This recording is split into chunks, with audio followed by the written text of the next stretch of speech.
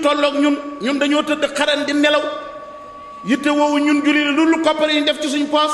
ñoom ñu ngi yitte woo écrasé ñu faagaagal ñu ci kaw suuf dindi suñu diine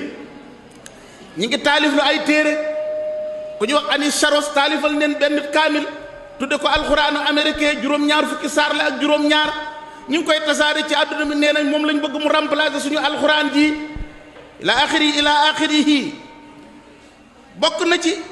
manki jullit yi nag ñu wëlbatee ko dem ci tubaab yi def leen ay kilifa moo tax gis nga suñu politiciens yi buñ leen moytuwul dañuy mujj waxuma la dooni yéefar waaye dañuy dooni yéefar ba noppi di xàqtaay jàpp ne ay jullit lañ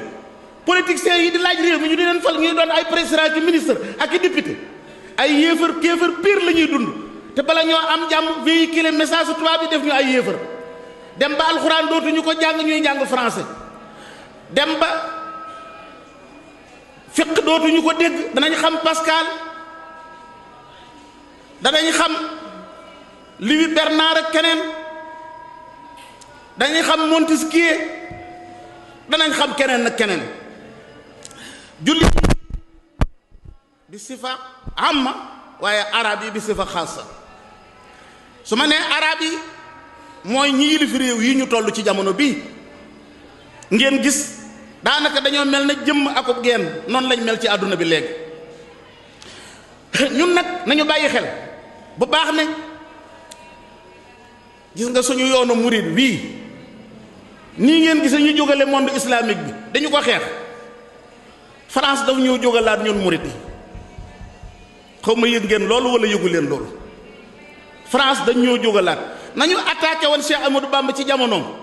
fii ñu toll nii noonu lañ jógaat attaqué waat ñu ko waaye ci anam bu pacifique lañ ñuy jaar fi ñu toll nii ngir bëgg ñoo dévaloriser bëgg ñoo tasaare dugal nañ ay politiciens ci suñu biir yuy woote ay murit